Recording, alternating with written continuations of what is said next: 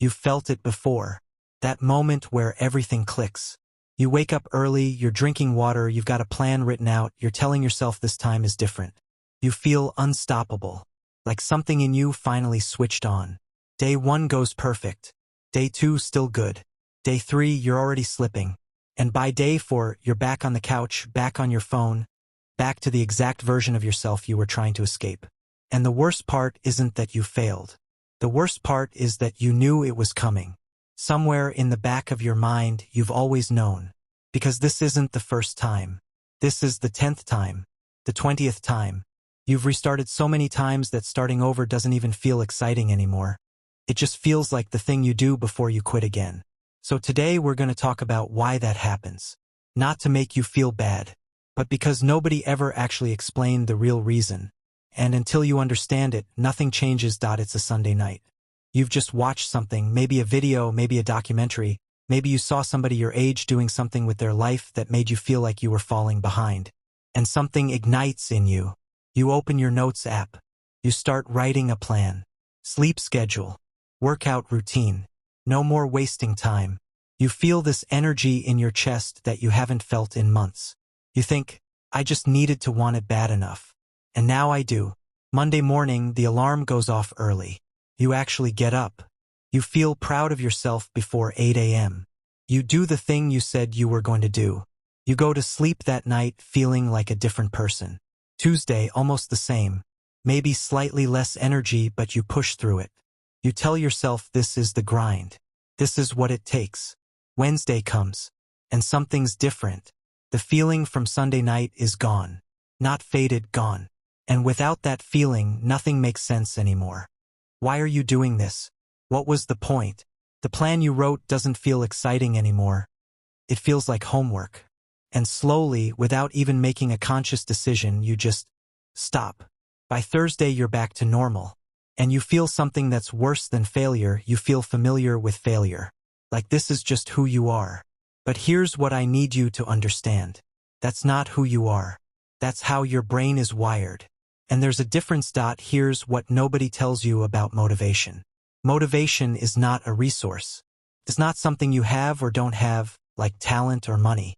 Motivation is a feeling. And feelings are produced by your brain in response to something specific. And that something is novelty.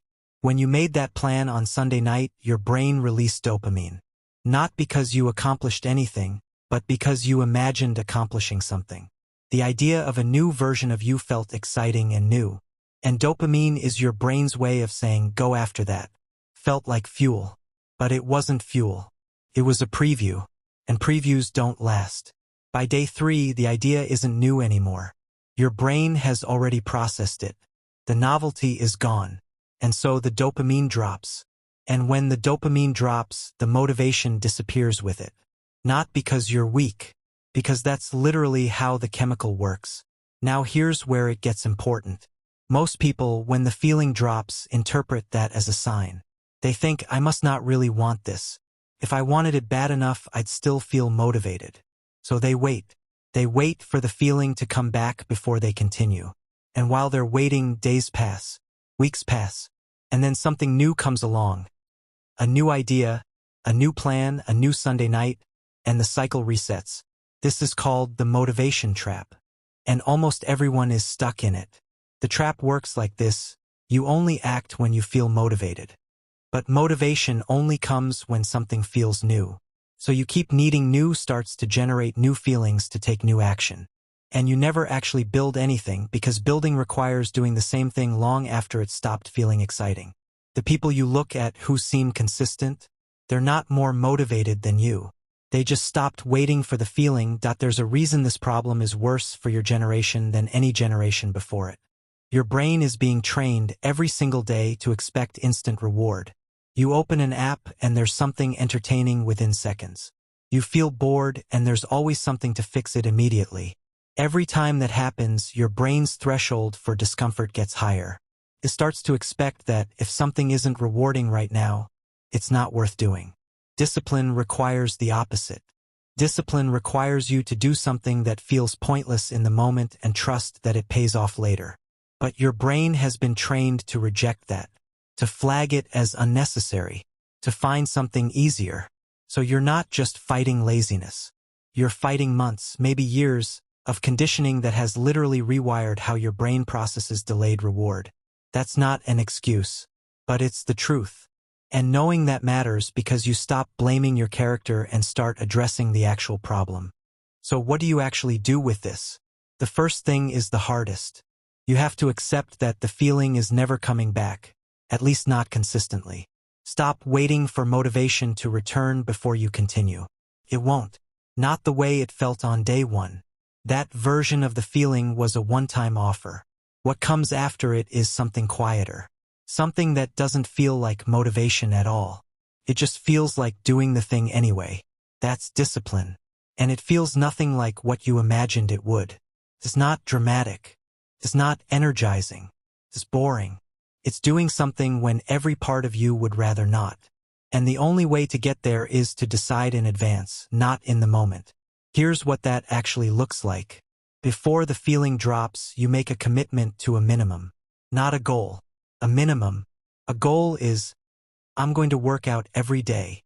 A minimum is, I'm going to do 10 minutes, no matter what. Because when day 3 comes and the feeling is gone, your brain will tell you it's not worth it unless you can do the full thing. The minimum removes that argument. 10 minutes is always worth it. And most of the time, once you start, you go longer anyway. The second thing is you stop measuring by feeling and start measuring by presence. Did you show up today? Yes or no? That's it. Not how motivated you felt. Not how well it went. Just did you do it? Because what you're actually building isn't a result yet. You're building a track record with yourself. And every time you show up when you didn't feel like it, you add one more piece of evidence that you're someone who follows through. That evidence stacks. And eventually it becomes identity. The third thing, and this one matters more than people realize, is that you have to make starting as easy as possible. Not the full routine, just the start. Because the drop in motivation makes starting feel enormous. So you shrink it until it doesn't. Shoes on. One page open. Phone in the other room. Whatever removes the friction between you and the first action. Because once you've started, the resistance drops by half. Your brain only fights you before you begin. You're not broken. You've just been playing a game that was designed for you to lose, chasing a feeling that was never meant to be permanent, and quitting every time it left. That's not weakness. That's just what happens when nobody explains how any of this actually works. But now you know. Motivation is a spark. It gets you started. But it was never supposed to carry you. That's your job. And the way you do it isn't by being harder on yourself or finding some deeper reason to want it. It's by showing up small, consistently, long after the feeling is gone, until showing up becomes the feeling. Day 4 is where most people quit. Day 4 is where you start.